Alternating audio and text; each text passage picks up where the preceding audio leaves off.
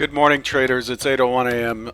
on Friday, the 4th of December, 2015. Derivatives trading involves substantial risk of loss. It is not suitable for all investors. Past performance is not indicative of future results. The overall picture overnight, market continued strength from the close. The news is fairly light until the non-farm payrolls, which came out about a half hour ago. ECB measures announced on Thursday, yesterday, were in line with what the executive board proposed. Draghi did not press for more stimulus than was announced. The market expected more, and therefore it sold off. So, didn't expect the selling to be as sustained as it was yesterday, but that's what markets do. At 7:30 this morning, 8:30 Eastern, we got October trade balance negative 43.9 billion versus negative 40.5 billion, a little bit worse. Then November unemployment rate came out at 5% in line. November change in non-farm payrolls was stronger, 211,000 versus 200,000. Change in private payrolls, 197,000 versus 190,000. And so what the market did is it pushed up, it squeezed up pretty quick, but it dropped off quickly as well, and then it proceeded to grind up, and now we have a triple top in the overnight session, and it is selling off. It's not a very clean trade, but there is a fair amount of volume going through. We'll look at that in a minute. OPEC just now. OPEC says that an OPEC delegate says that OPEC's to set production target at 31.5 billion. Expectations were for 31.5 million barrels per day. Expectations were for 30 million barrels per day, plus or minus 1 to 1.5 billion barrels per day. I keep saying billion.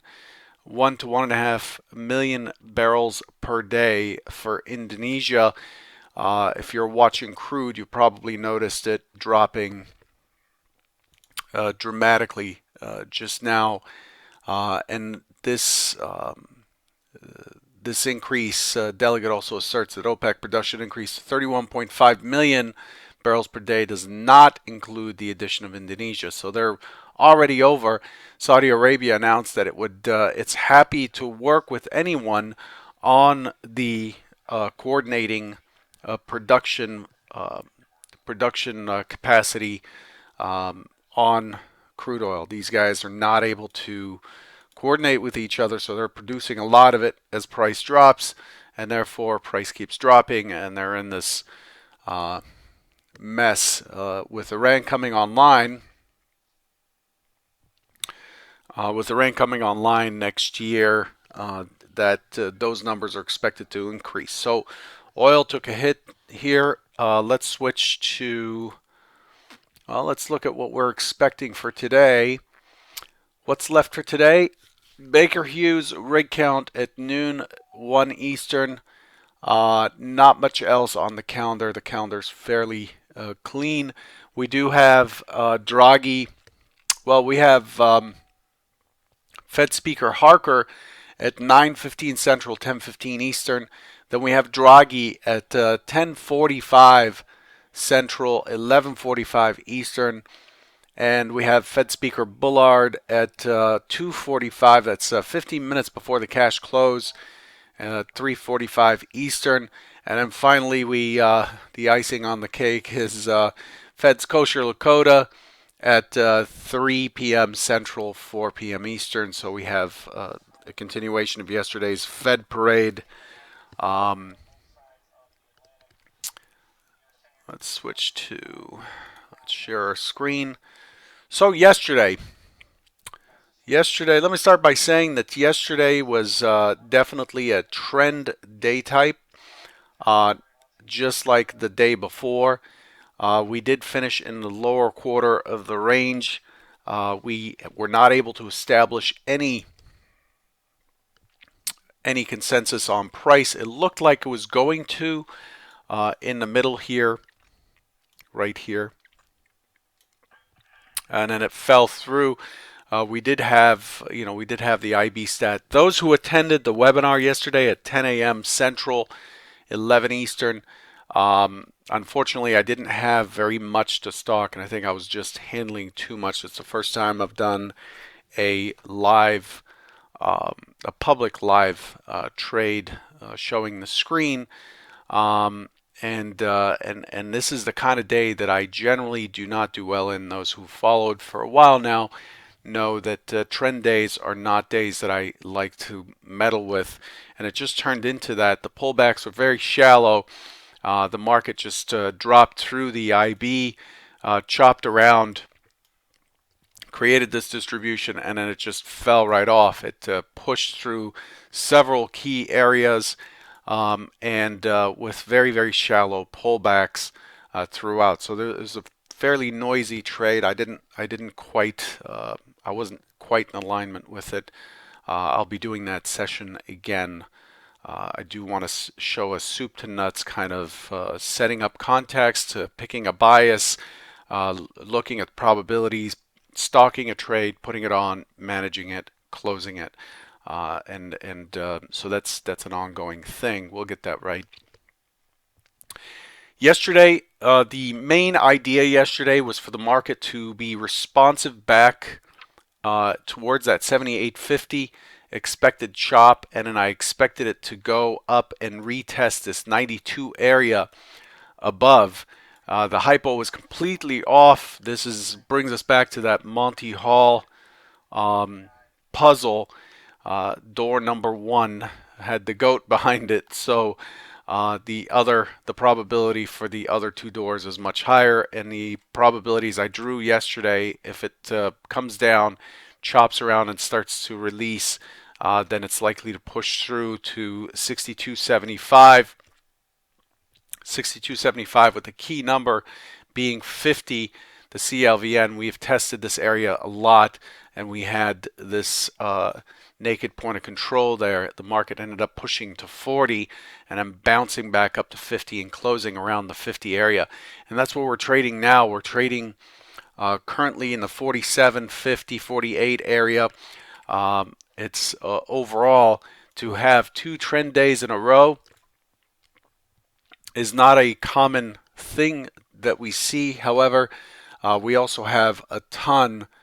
We also had a ton of news, and the market really expected a lot more from the ECB, and it didn't get it. So risk was coming off and was being transferred to other assets, and that happened throughout the day.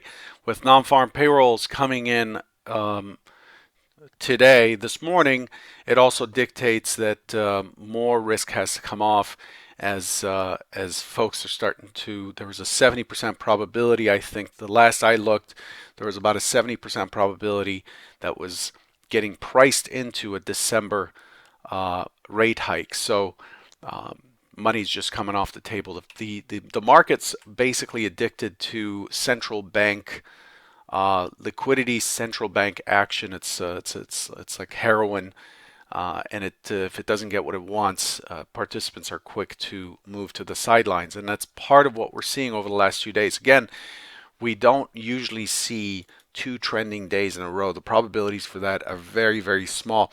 Trending days generally 18 to 21% in the ES of all days tested. 2100 day test.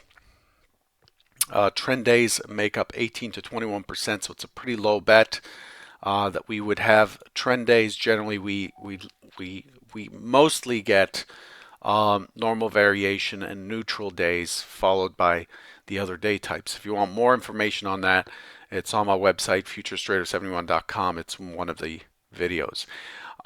Let's take a look at the big picture now. The market has fallen out of this 80-50 area, this 80-50 balance yesterday, and has moved away. The next key area it's got below it is right here in the 25 area. This right here is the next key acceptance area. I would caution you, though, if you are someone who is very much pressing the bear side, the sell side, because the last time we had this kind of range, yesterday's range was 2 sigma, 2 standard deviations worth. The last time we've had this kind of volume on the sell side, now we've had a bigger day here on the buy side, but the last time we had this kind of range on the downside, generally what we do is we get a lower low, which is the normal expected behavior of the market on a trend down day, and then we generally flip, and then we have a strong push up. And so when you look at these days, we get a lower low, and then here the next day it puts in a lower low, and then it just shoots up. We've seen that over and over and over. Again, here's a wide ranging day right here. We get a lower low, and then the market shoots up.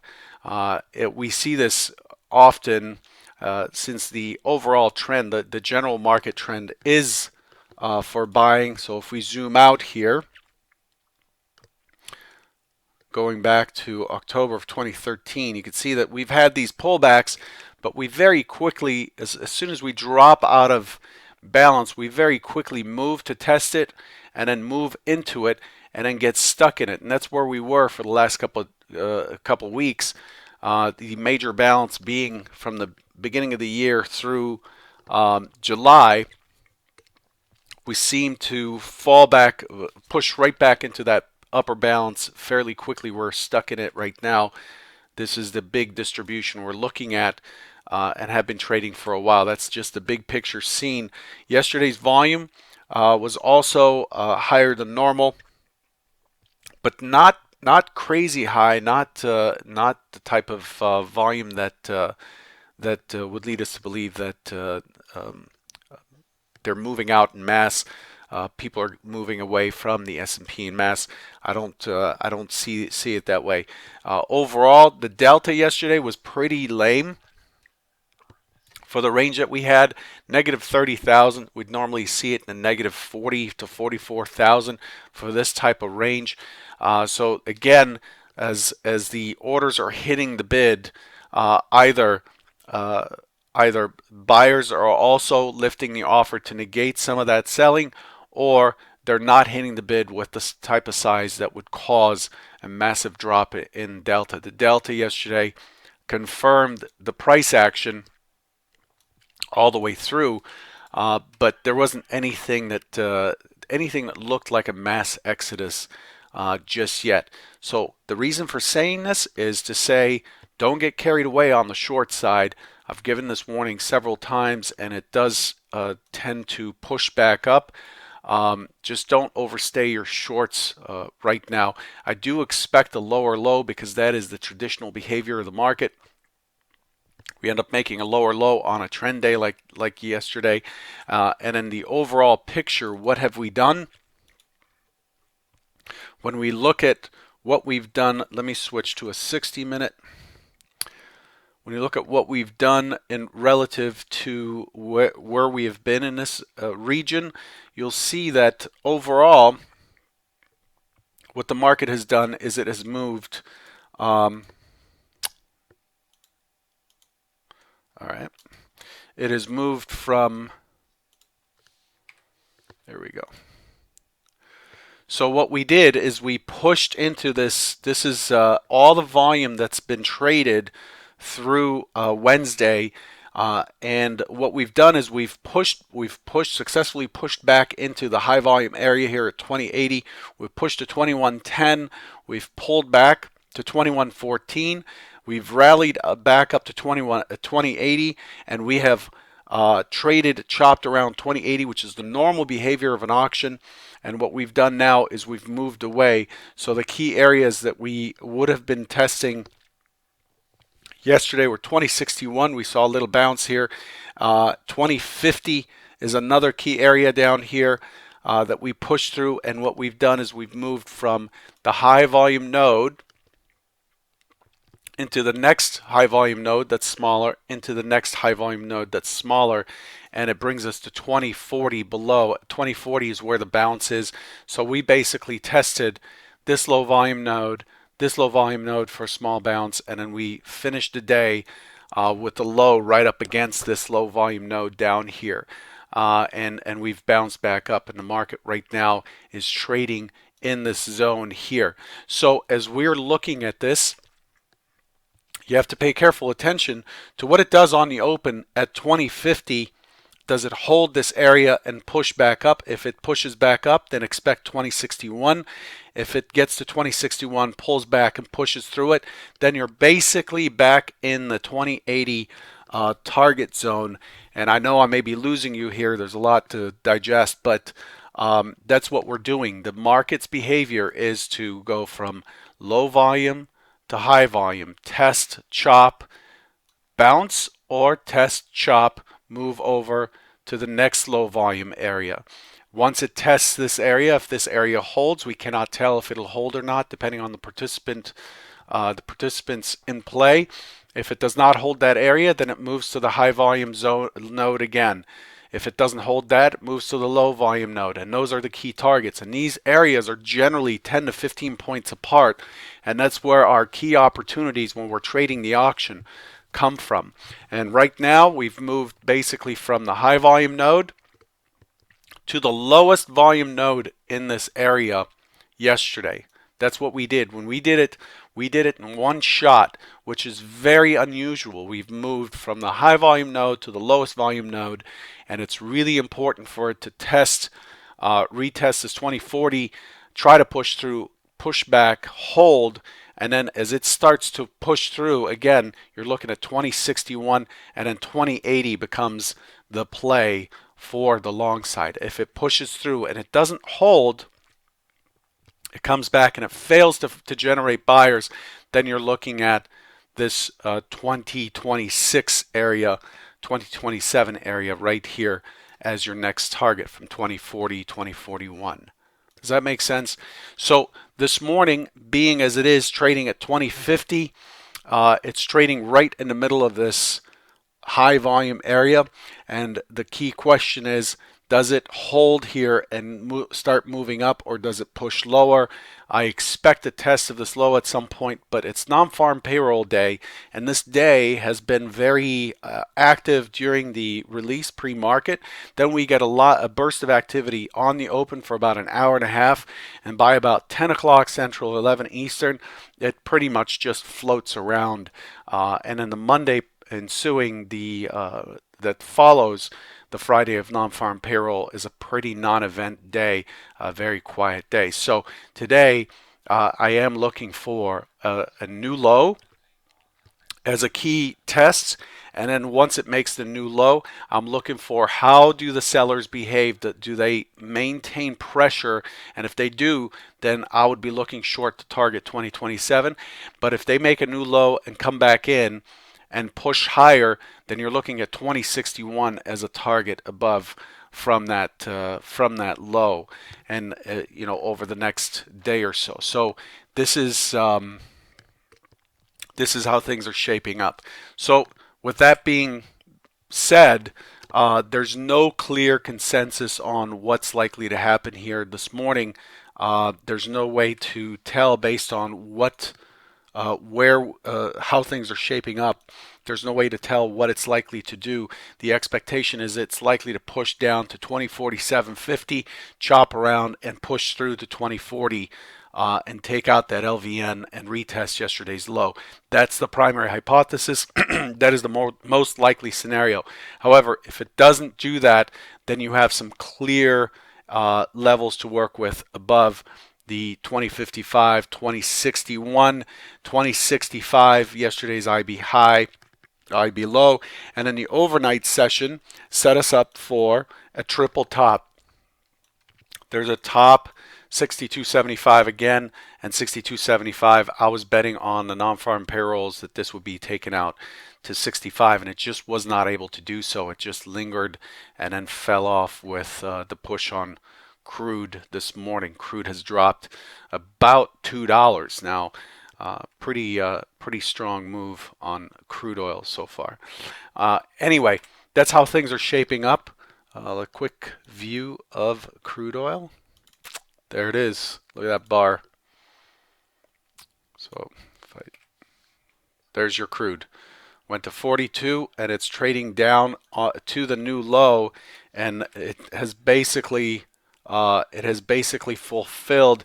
It's 2 cents away from the low we've had that I posted about probably a month and a half ago, that this is likely, this low, this 39.58 low, is likely to be taken out. We're 2 cents away from that. Anyway, I'll leave you with that. Again, the video from yesterday's convergence event has been posted on YouTube, and it's on the Twitter feed if you want it. Good luck today. It's the weekend. Take it easy. Let's not go into the weekend in a hole. If you've had a bad week because of yesterday's trend and the day before, today is not the day to fight back and get it back. Just relax. Prioritize your rest and your state of mind. It's very important at this point. Good luck to you, and I'll catch you on Monday. Take care.